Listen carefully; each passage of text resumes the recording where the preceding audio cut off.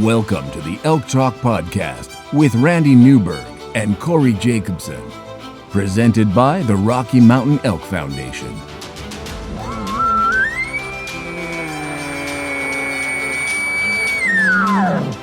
The goal is, what little you and I know about elk hunting, we share with people.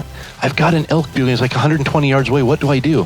First off, the thought would never cross my mind when an elk's being 120 yards away to call anybody on a cell phone. All elk? All the time? Only elk? Only elk. Well, it's us having conversations, so we usually go down some rabbit holes, but If you hunt with Corey Jacobson, you will find the landscape is full of rabbit holes. We're just going to make this up as we go. and you look at it like, oh, that's a target-rich environment. But if you're trying to single one out, a solo target there is much easier to go into than a big group. We record everything, so there's no BSing, no lying, no faking it with us. Did we hit the record I button? thought I forgot to hit the record button. If you want to know something about elk hunting, this probably isn't the podcast to listen to. Should we give them a list of all the other podcasts where they might learn something?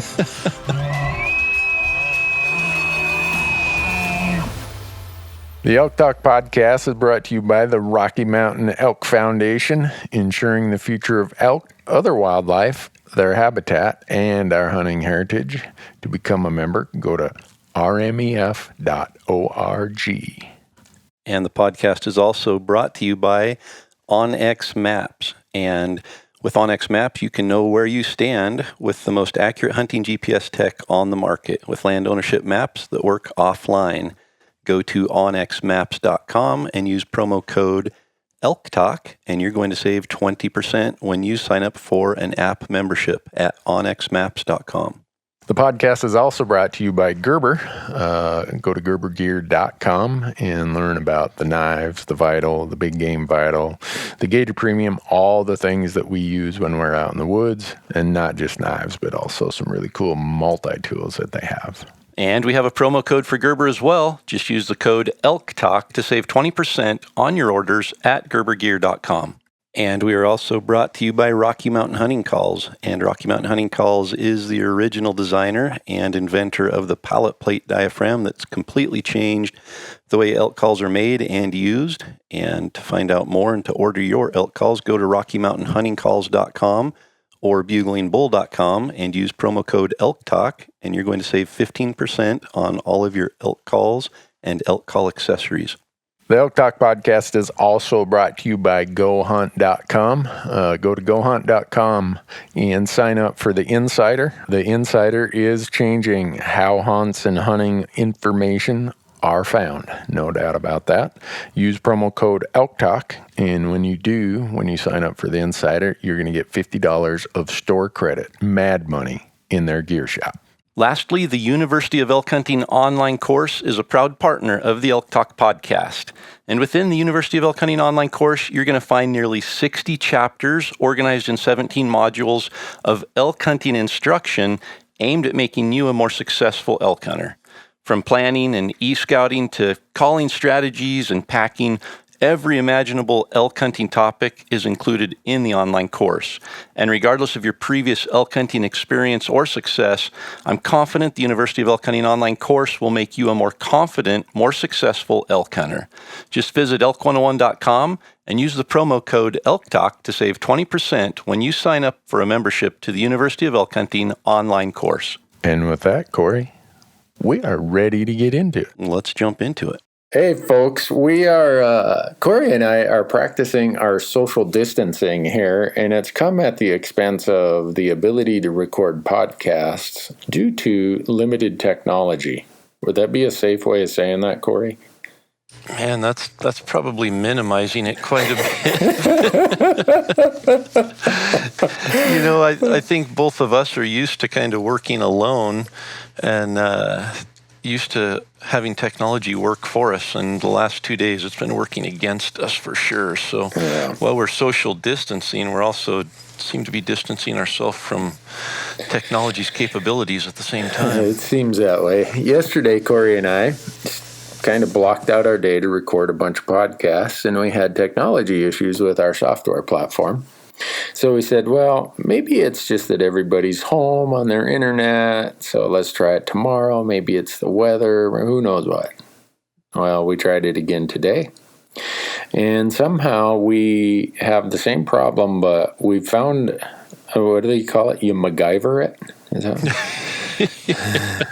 Google is our friend. We Googled, how can we record each other remotely? And yeah, we've got a solution in place, so hopefully it's working. I hope so, because we're already up against the deadline with Montana's April Fool's Day as their elk and deer deadline. Do you suppose that's by coincidence they use April Fool's Day? Man, well, at least they don't have the draw results coming out on April 1st. That would be even worse. Yeah, that would be really bad. And for for those people who are procrastinators, you could do it up until midnight that night, 11:59 p.m. Mountain Standard Time. But why someone would wait that long, I don't know. Have you ever waited till the last day and then ended up not being able to get in? I have not. That's, I have reminders set, like the day that it opens, a week before it closes, a day before it closes, so that I can be sure I don't miss out. But I've had people literally that email me the next morning and say, I just happened to be listening to your podcast on the way home from work and realized that today was the deadline, and I got home and everything was crashing, and I got my confirmation 15 seconds before the system closed. And so there are people that wait until the very last minute. Yeah, they sure do. Well, I guess the question is, how deep into Montana do we want to get? Because I think it's the most complicated of all the western states. I don't know. Maybe I'm wrong in that, but no, you're not wrong. No? Okay. As a non-resident, I look at it, and there are so many things that are put in place to confuse us with Montana that you almost have to have an attorney and an accountant sitting next to you just to guide you through the application process. Well, I don't apply as a non-resident. Every year I have to help some non-residents apply, friends or family, and I'm thinking to myself, why do we make it this complicated? But yeah, we do. So you want to go through how it works with your commentary of where you wanted to throw something at the computer, or you want me to go through how it works? Maybe I will. I'll start with my understanding of the system, which is from an outside perspective, and then you can correct me where I'm wrong. But I think, start off with the deadline is April 1st, which is coming up. I've not heard of any thoughts that they're going to change that with all that's going on in the world right now. April 1st is still the deadline. The really cool thing about Montana is they are quick with their draw. They do the draw and usually find out within 3 weeks. It's saying here the draw results will be posted by April 20th. So that's really cool. That's helpful. But before we jump into that, though, can I explain the three crazy possibilities and why Montana uses the terminology they do for each of your applications that you could do? The big game combo, elk combo, deer combo? That was going to be the first thing on my list. Okay. I'm always confused because I don't apply for a deer license, deer tag in Montana. I just want the elk license. Yeah.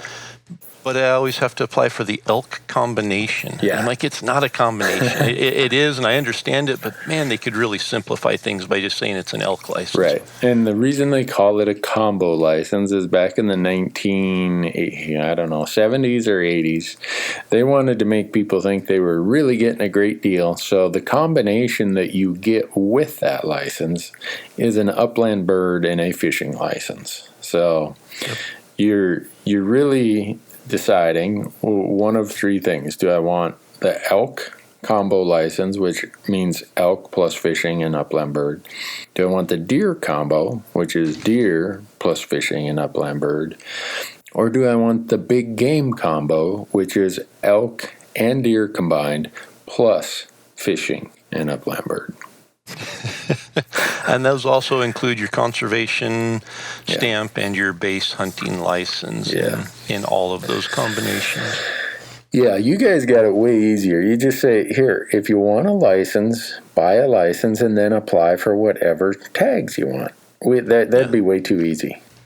Yeah, the license gives you the right to hunt. The tag gives you the right to hunt each species. And that just seems simple. But Montana, right out of the gate, gets you confused. You don't even know what you're applying for. So unfortunately, it doesn't get easier as you get into it either. So I guess to boil it down, if you are wanting to apply just for hunting elk in Montana, you'd want the elk combination. If you want to apply just for deer, you want the deer combination. And if you want to apply for both deer and elk hunting opportunity, you want the big game combination. So hopefully that makes it a little bit clearer.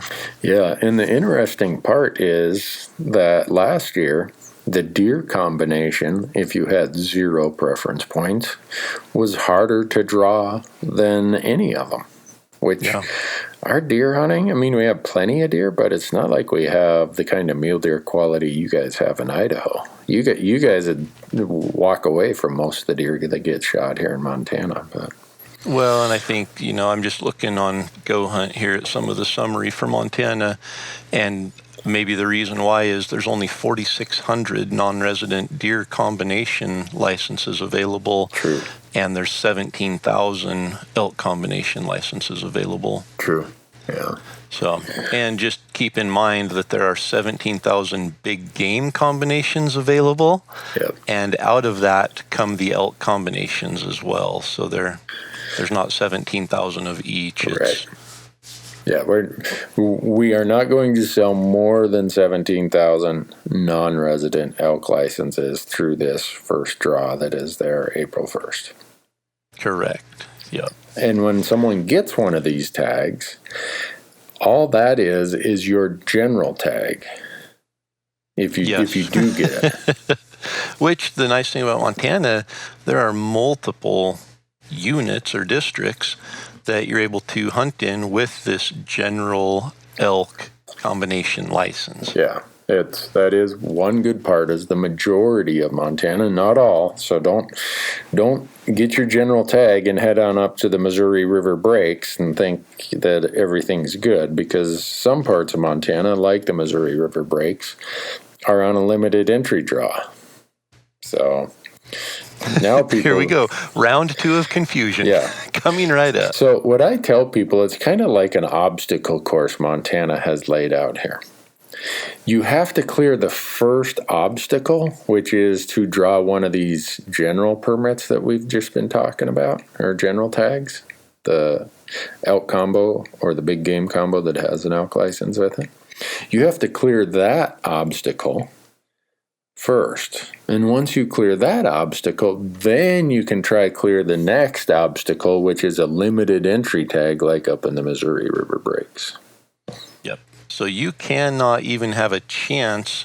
You basically aren't even able to apply for that limited permit unless your name is drawn for one of the elk combination or big game combination licenses initially. You have to apply for both of them on the same application. But if you don't draw that big game or elk combination license, they don't even look at your elk permit application. Correct. Your limited entry permit application is considered null and void if you don't clear that first hurdle, which is getting a general elk tag. Yep. So as if, I think we could navigate that system okay. We've explained it so that people can at least have a little bit of an idea of what's going on. But now to add a third layer of confusion, Montana also offers preference points and bonus points. Yeah. So you can get preference points for the big game or elk combination application, and you get bonus points for the elk permit application. Right. The limited. So what that does, I was going to say what that does is it gives the person with the most points, or the people with the most points applying, a guaranteed chance at the big game and elk combination license. Right. Which would get you your general tag.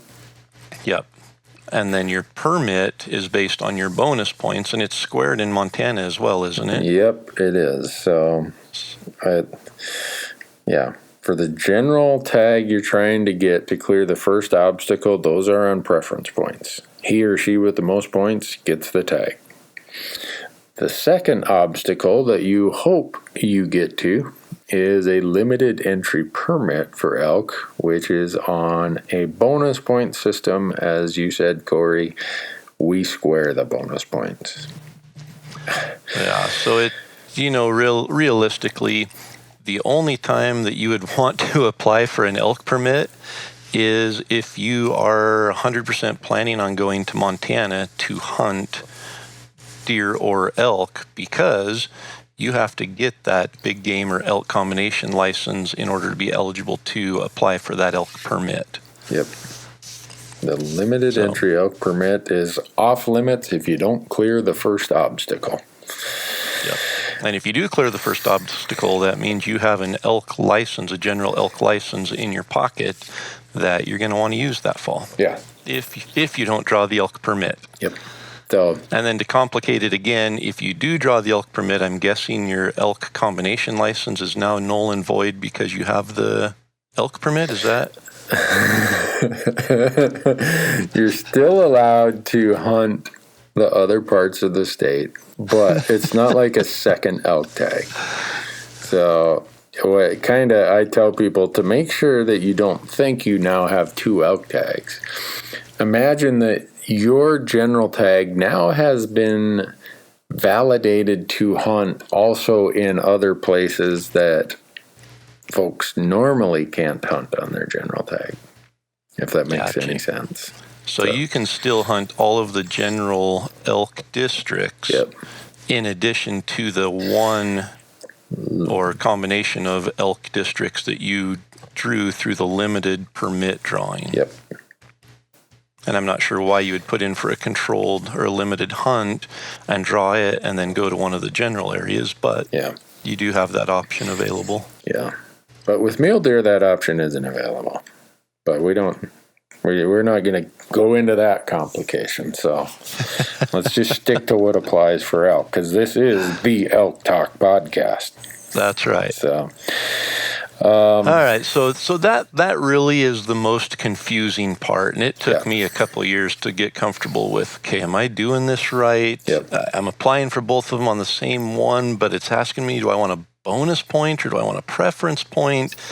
If you're interested in applying for a limited permit, you're going to want to get both. Yep. If you don't draw your big game combo license, you're going to want to get a preference point so that next year you're pretty much guaranteed to draw. I think in Montana, with one preference point, you're guaranteed. With zero, I don't remember what the odds are, but it's pretty high, even with no preference points, that you'll draw that general elk combination license.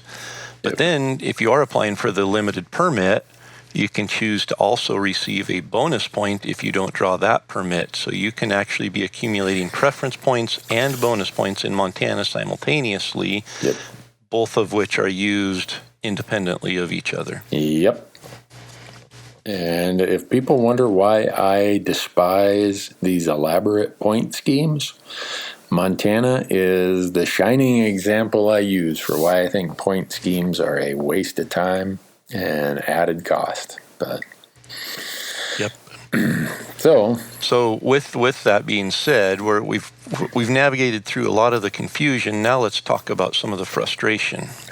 And that comes when you start looking at the cost of applying and hunting in Montana. Yeah, what do they gouge you guys? Well, you've got to make your money somewhere, and the unfortunate thing is Montana kind of is setting the pace, and now all the other states are looking at it saying, well, Montana charges this much, we should be able to. And so now Idaho is raising their fees beginning next year. Other states are raising their fees for non-residents, and it's a mudslide that's unstoppable and seems to be covering all of us non-residents. But so what does it cost you guys for the combo license, the big game combo license? For the big game combo license, so if we wanted to hunt deer and elk in Montana and we apply for the big game combo and we are successful in drawing it, we pay $1,046.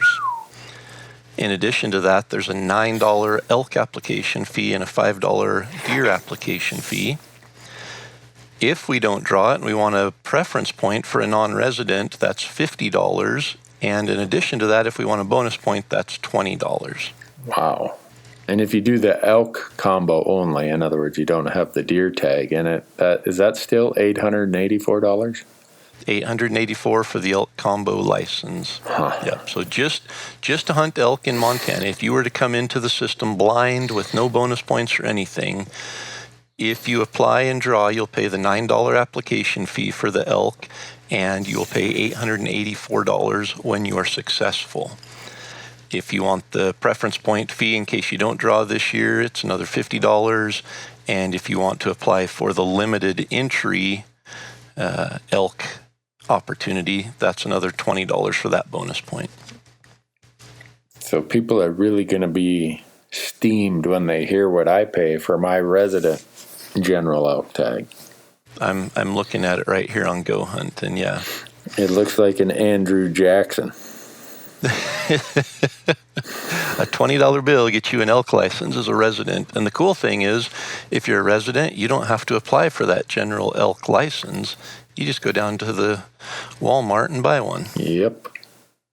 It's insane to have that kind of a disparity, the ratio between the cost of resident and non-resident. I think everybody is okay with there being some disparity between resident and non-resident. But what's that, 884 to 20? Yeah, 44 times more expensive for a non-resident to hunt.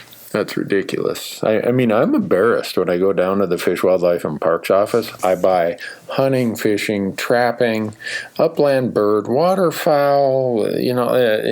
I just say, sell me one everything. All the wolf tags I can buy, bear tags. I walk out of there and it cost me like $100. I'm like, you got to be kidding me. I can go. I think the only month I can't hunt something in Montana is July. And for that, your elk license is a combination license as a non-resident, so you could actually fish in July if you were to draw that. So true. Right. Not too many elk hunters come out here fishing in July. Say, hey, look what I got, an $884 fishing license. That's an expensive brook trout. But Montana deserves to be picked on for these reasons. Well, and I think the difficult part is I look at Montana as one of the top 3 elk states for somebody who wants a short-term elk hunting opportunity. Yep. You've got Idaho and Colorado that you can literally just show up and buy a tag. Those are really the only 2 states that I would put into that. Oregon is the same, but Oregon, quality-wise, I wouldn't send a first-time elk hunter to Oregon necessarily. And so your next best option is applying for that elk combination license and drawing that general elk hunting opportunity as a non-resident. It's not over the counter, but it's, I want to say, 80 to 100% success if you have 0 points of drawing that somewhere in that range. It used to be that you could buy them as a leftover license because they didn't get rid of all of those in the draw. Yeah, last year was the lowest odds we've ever had with 0 points. And the elk combo license, it dropped down to 57% last year. 57. Yeah. So. Whereas in prior years, it was, like you were saying, 80 to 90, almost 100% in previous years. Now, with all that has happened in the United States in the last 2 weeks with our economy and everything, I guess maybe the draw odds will get better this year because Montana makes you front all that money, right? Yeah. So maybe our draw odds will bump up this year, but yeah, and it'd be interesting to see, across the board with what's going on with the economy and the employment situation and everything, how that'll affect, who's going hunting out of state. And it's hard to make plans right now. We're in the midst of the COVID-19 pandemic, and we can't. In Idaho. We're on stay-home orders from the governor, meaning that we're supposed to not leave our home for anything other than essentials. Yep. And it makes it really hard to look past, the next 3 or 4 weeks and make any plans. And so it does throw a bit of a wrench in the elk planning for the fall, but I think we just have to be hopeful and know that this too will pass, and that things will hopefully be back to some level of normalcy by September and allow us to I hope so. get out and forget about this. Yeah. Because if something does come up and you can't make it, Montana gives you 80% of your money back if you request the refund by August 1st, and 50% if you request it after August 1st. So, and those licenses, generous of them. Yeah, they get any kinder, they'll die of enlargement of the heart there. Well, they actually did get kinder, because up until a couple of years ago, if you wanted a bonus point, or a preference point for your general elk combination license, the only way to get that if you didn't draw was to request a partial refund of your application fee. Wow. And so you would receive 80% of your application fee back, even though you were unsuccessful in the draw, which for $884 turned out to be about $165 that you had to allow them to keep in order to get a preference point. Whew. So I think it was 2 years ago, they changed it so you could, the fee was a set fee of $50 for the preference point in Montana. So they actually, their heart was enlarged slightly and saved us $110 a year for a preference point. But if you missed the deadline and you want to buy those $50 preference points or $20 bonus points you were talking about, Montana does have a points-only period from July 1st to September 30th. Yeah. So, which is handy. If you forget to apply, you can still get that license or the preference point so that you're more guaranteed next year to draw it. And hopefully, if you do forget, you'll make a reminder so that you don't forget the next year. Yeah. And all those licenses that get turned back over the summer, they usually go on sale sometime in early August. And you really want to be Johnny on the spot when that happens, because they get snapped up real quickly. Yep. So I don't know exactly what date that'll be, but it's always sometime the first week of August. So now that we've discouraged everyone from applying in Montana, do we want to... I don't think we've discouraged. I think what we have done is shed light on the incredibly difficult navigational path that Montana has created and made it a little bit easier to navigate. So I think our negativity is more towards how Montana is set up, not necessarily with applying for Montana. I think Montana, like I mentioned, would be in my top 3 for recommending to someone to apply for a short-term elk hunting strategy for sure. Yeah, and the beauty of Montana is we have the longest elk seasons I'm aware of. I know of none of the other elk states that allow 6 weeks of archery hunting starting the first Saturday in September, followed by a week reprieve for the elk, and then pick up with 5 weeks of rifle season ending the Sunday after Thanksgiving. It's pretty liberal. No, let me restate that. It's very liberal. But my one friend says, you folks in Montana must hate elk. If you get some of the special permits or take advantage of some of the damage seasons, you can start in August and they wrap up in February. I mean, we're hunting elk. An elk in Montana to survive has to really be good at navigating and know where the sanctuaries are. But I think, and I saw it last year when we hunted the rifle season with you, Montana actually has it set up pretty good in some of those districts where you cannot shoot a spike during the rifle season. Yep. And that allows more of those young, dumb bulls to survive. In Idaho, you can shoot spikes. In fact, they sometimes have a separate spike season in addition to a general season or in addition to an archery season. And those spikes, you can hunt spikes sometimes from August or October 1st through October 10th when the bulls are screaming their heads off still, the spikes are out of their mind, delirious, plus they're, really stupid as immature elk. Wow. And we just don't always give spikes a chance to grow up, which, doesn't leave us with a really good pool of branched bulls the next year. Whereas what we saw in Montana, we were getting into groups of 10 or 12 branch bulls during rifle season in November that were all, those 2.5-year-old bulls, those small 5 points. But for someone wanting to go and hunt elk, that's a prime target to look at. So kudos to Montana in those districts where they do that, because it's a great management tool that continues opportunity and keeps a good, healthy herd of elk in that area. Yeah, that's true. I take that for granted. If you look at the regulation booklet, which is very, very thick, and they have done a good job of simplifying it the last few years, but every general unit has a different, what I would call allowed harvest and what I mean by that is most units are exactly what you say, Corey. Branch antlered bull only, and they define what a branch antlered bull is. It is, I believe, I shouldn't say how many inches. It has a brow tine in the lower half of the main beam of a certain length. And some states it's 4 inches and some is 6. So I'm going to say 6 because that's the longer, right?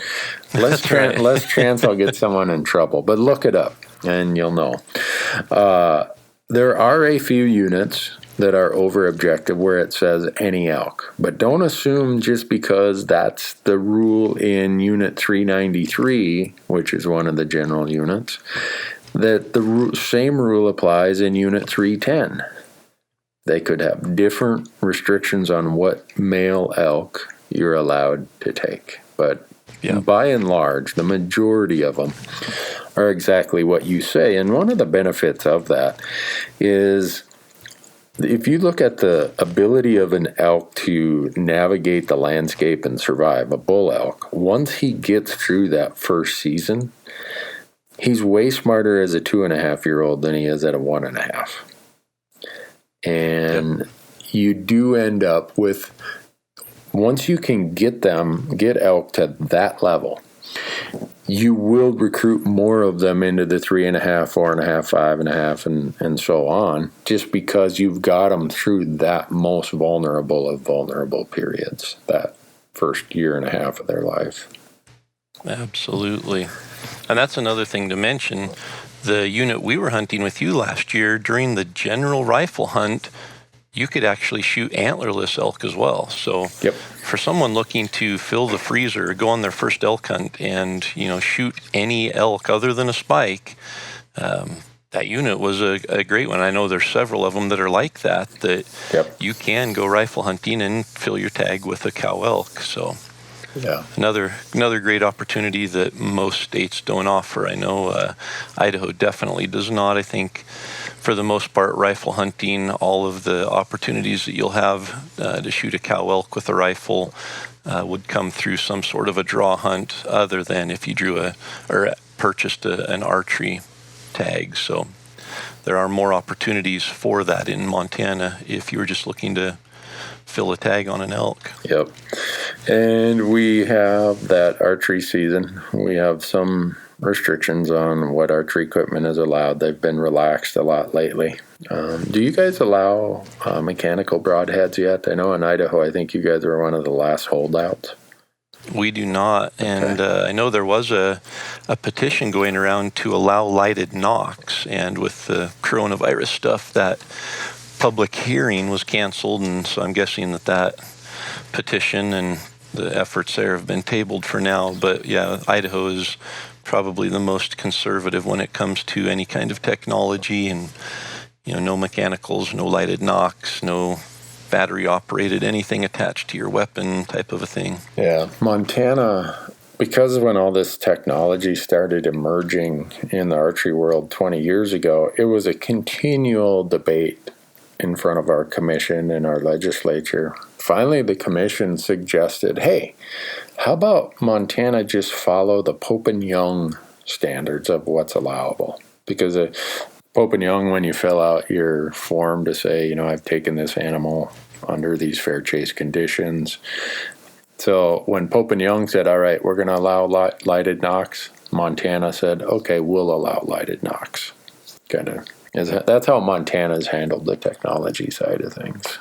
Yeah, so, let the Pope and Young Club kind of lead the way and address those concerns. That's probably not a bad way to go. Yeah, but just be aware when you come to Montana. There we have more than our share of regulations. Our trespass laws are very firm that it's strictly on the responsibility on the shoulders of the hunter to know where you are standing, which is why OnX is such a game changer. We know where we stand, and there's not a lot of leeway granted in Montana.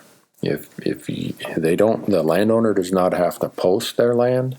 So just be aware of that when you're out bopping around. You need to know where you're at. Yeah, and what's amazing to me is the corner hopping law in Montana, because you have an intersection where 4 pieces of land come together. Yep. If the diagonal 2 are public and the opposite 2 are private, you can't step over from public to public. Even though you'd never step foot into private, technically, you can't hop across that corner in Montana and access that. So a checkerboard situation where you've got private and public mixed in a checkerboard pattern, you can't access that public land necessarily. Yeah. So I tell people, if you're an archery hunter, Montana should rank pretty high on your list for elk hunting. If you're primarily a rifle hunter, it's probably going to rank lower on your list. And the reason for that is, in Montana, our best elk country is our high country, which is mostly public. Well, that's where the elk are in September and early October. By the time weather and hunting pressure come and start pushing them down, a lot of times they'll head to the lower country, which is primarily private. The state of Montana is 2/3 private, 1/3 public. So by the time rifle season comes along, a lot of those elk are on their way to the private grounds, and its access is just going to be more of a challenge. So, but in archery season, the majority of the elk are going to be at your disposal. Yep. Yeah, one other thing to keep in mind is much of Montana, in fact, most of the state that I've been privileged to hunt in, is grizzly country. Yeah.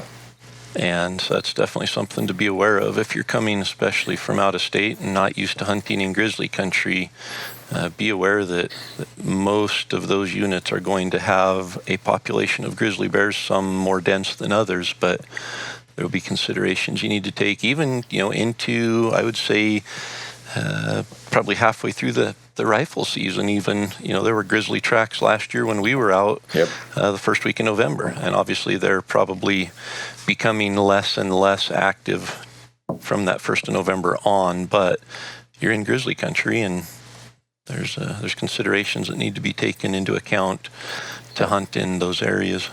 Yeah, and if you're not comfortable in grizzly country, just know that there are some areas, Montana still has some areas in central Montana, north of Bozeman, Great Falls, Helena, where the likelihood of running into a grizzly bear is very, very, very low. You get south of Bozeman, or you get up in northwest Montana, north of Missoula, up around Kalispell, any of that country, north of there, west of there, your likelihood of running into a grizzly bear is probably as high as anywhere in the lower 48, short of northwest Wyoming. Yeah. And I think last year we had 5 in archery season who got upside down or inside out or backwards with a grizzly bear. And it's just something you got to, plan for and know as a possibility. So. Yeah, and you look at a lot of those units that have them, and the hunting pressure from other hunters is lower. Yep. And, there's a trade-off there. If you're willing to take a little more risk, you can get into some of those areas where there's fewer hunters. If you're not comfortable with that, you're probably going to be in an area where you're going to see other hunters. So there's a pretty clear trade-off there between those two. Yeah. Well, Montana's bull elk harvest usually ranges between, it depends on the year and how good the hunting conditions are. The number of bulls taken is usually somewhere, under 15,000, but usually over 12,000. It bounces in that range usually. And we have about 50% of the bulls in Montana are 6-point or better that are taken in the harvest. And a good portion of that is attributable to what you mentioned earlier. We let elk get through their first season before they are, in most units, before you can take them. So they're already a branch antlered elk by the time they're legal. So. Yep. And I think, if you compare Montana to a state like Colorado, where Colorado, maybe in a lot of those units doesn't have that, there's a lot more hunting pressure. And in Colorado, you're probably not going to be as likely to encounter a mature bull, especially during one of those general type hunts. But in Montana, even in some of the most heavily hunted, over-the-counter for a resident, general license for a non-resident areas, there's still opportunity to not only shoot a mature bull, but to find a really, really big bull. And that's unique and pretty special for Montana. Yeah. And a lot of people might say, well, what's the quality age class like? If you're into things like Boone and Crockett scores and such, I don't really care. I just want to go. But this surprises a lot of people that in the last 10 years, Montana has entered 68 typical Boone and Crockett bulls in the record book. The next closest is Utah with 53, followed by Wyoming with 44, Colorado 43, Arizona 42, Nevada 39, New Mexico 20, and Idaho 14. So, what's surprising on there is that Arizona is so far down on the list, and that Montana is so high on, not only that it's first, but considerably ahead of some of those big bull states of Arizona, Nevada, New Mexico. Yeah. And the majority, you got to be somewhat careful in looking at that. A lot of the big quality elk, if you want to call them that, are coming from central and southeast Montana, which are limited entry units. So we just because of the volume of elk taken in southwest Montana, those counties will have their share of entries, but as a percentage of the elk taken, those counties are not anything like the central and southeast counties of Montana. So, and if I remember correctly, I don't remember the exact number of years, but Montana has produced 3 world record archery elk in the last 15 years, somewhere in there. Yep. Chuck Adams shot a bull in Montana that was the world record with a bow, and then a year or two later he shot another bull that beat it. Yep. And then, 4 years ago now, there was a bull shot that was world record. And so, I mean, anytime something like that happens, I think Montana gets a lot of attention on it, and it becomes harder to draw that general license because everybody wants to go to Montana, and kind of takes that focus off of states like Arizona and others. But yeah, like you mentioned, it has a very high number, but as a percentage of total bull harvested, the percentage is probably lower than a lot of those other states like Arizona and New Mexico and Nevada. Yeah.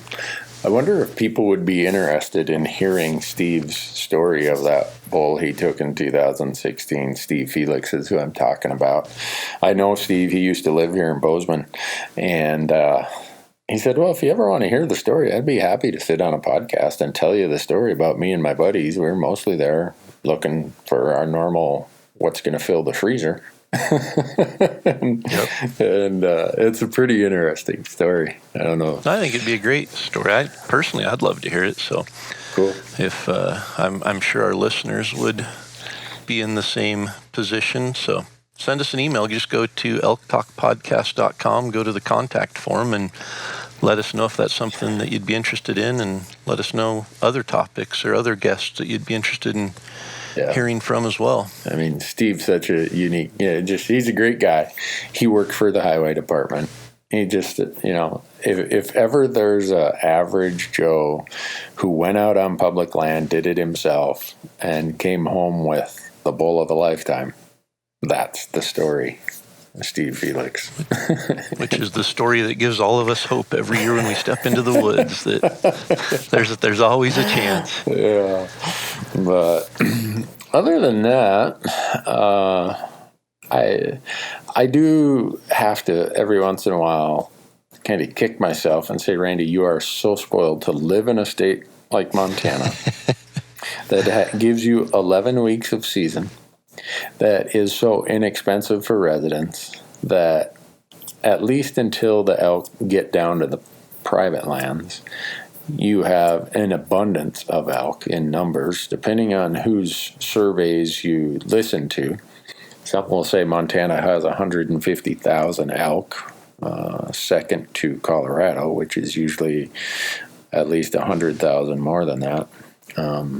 But it's definitely a good place for elk hunting, in spite of its challenges to acquire a tag that we spent the first 10 minutes harping on.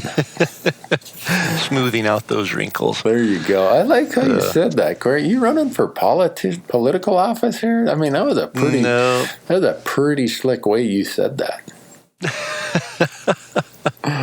No politician here in my office. All right.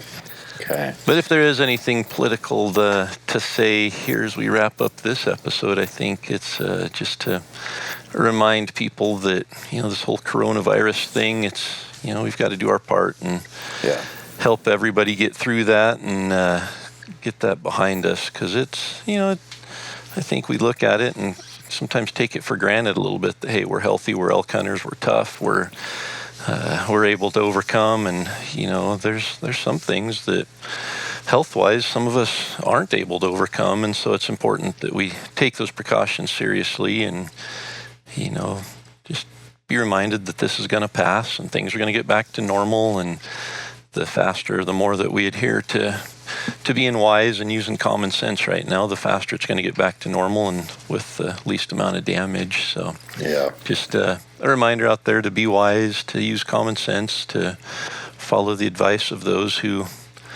are on the front lines and protect those who are maybe in a compromised situation, and then for those who are struggling to wrap their mind around it or having some anxiety or anything, just know that it's going to pass, and elk season will be here to take our mind off of everything anyway here pretty soon. So well, that's good to mention that, Corey. It's been unsettling times, and it will pass, but everybody's got to do their part, and we'll look back at the spring of 2020 as the kind of a weird time in our lives, and like you said, we'll be out elk hunting hopefully come September.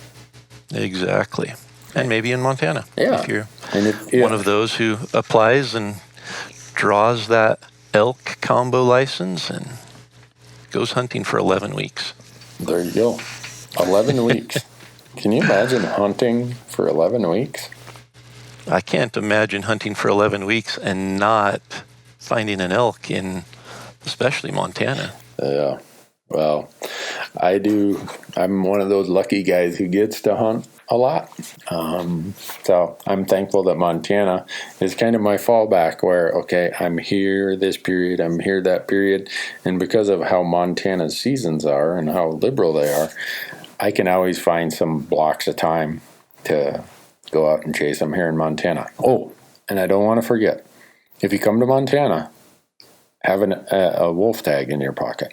Yes, and understand that if you purchase the wolf tag, you cannot use it for 24 hours after purchasing it. We did not understand that, and we had wolves howling outside our camp all night. One night we got up the next morning to drive into town and buy a wolf tag, and got reading on the way in there that if we were to buy it, we would not be able to use it that day, and it deterred us from making the 2+ hour drive into town to buy the wolf tag, realizing that by the next day, the wolves would probably be long gone. And so buy it before you arrive so that it's legit and able to be used while you are there hunting. Well, folks, thanks for being here. We're going to try to get this one turned around and loaded up as soon as possible. We know there might only be a day or two before it gets here, but just the times we find ourselves in with this whole coronavirus and us having to separate in technology, appreciate you bearing with us. Yeah, and keep your eyes out for the Colorado podcast, which Colorado's a few days later in their deadline, but we'll try to kick it out timely here so that you have plenty of time to absorb that information and apply for Colorado if that's on your radar as well. Well, thanks, Corey. Yep, thanks, Randy. Thanks for listening, folks.